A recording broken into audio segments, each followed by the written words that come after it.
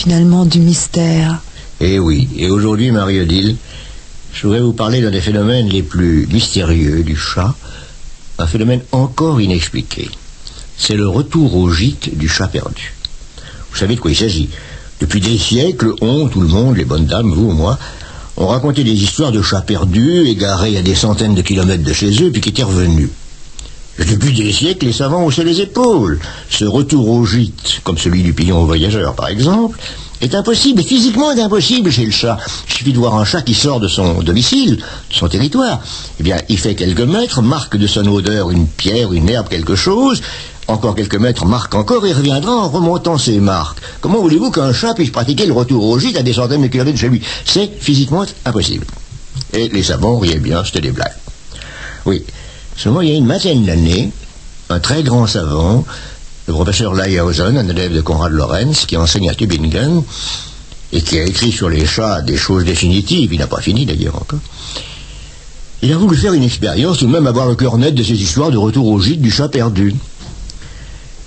Il a pris 10 chats de son laboratoire de Tübingen, des chats heureux. Bon. Il les met, tous les 10, chacun, dans un panier octogonal, un panier à 8 côtés, et dont chacun des côtés comporte une porte qu'on ne peut ouvrir qu'en la poussant de l'intérieur. C'est une sorte de pont-levis à l'envers, si vous voulez. Bien. Ils sont dans leur panier d'osier, ils peuvent rien voir de l'extérieur. On prend les 10 paniers, on les met dans une camionnette bien fermée.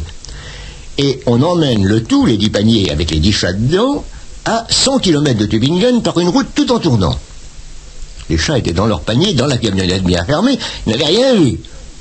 On arrête la camionnette près d'un pré et on met les 10 paniers sur le pré. Puis on attend. Les chats réfléchissent, ils sortent pas. D'abord, rien ne se passe parce que toujours, le chat, quand il est dans un endroit qu'il ne connaît pas, se méfie et il réfléchit avant de sortir, il est prudent. Bon.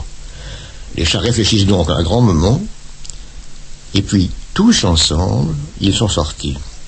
Et les 10 chats sont sortis, tous les 10, par celle des 8 portes qui donnaient du côté de Tübingen, qui étaient du côté de Tübingen, du côté de leur maison. Pas de n'importe laquelle des portes. Celle qui donnait du côté de Tübingen. Autrement dit, ces chats, dans leur panier, savaient que Tübingen était de ce côté-là et pas de cet autre. Ce en quoi ils sont supérieurs aux pigeons voyageurs. Parce que, regardez, un lâcher de pigeons voyageurs à Madrid ou à Rome, par exemple. Eh bien, le vol de pigeons prend l'air, et puis ils tournent en rond d'abord au-dessus de l'endroit où on les a lâchés, avant de s'orienter, de savoir où de prendre la bonne direction.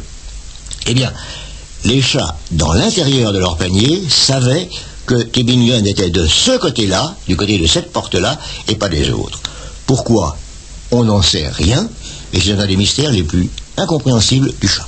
Mais ça veut dire, Jacques Trémolin, qu'ils auraient été prêts à faire les 100 km pour rejoindre... Indiscutablement.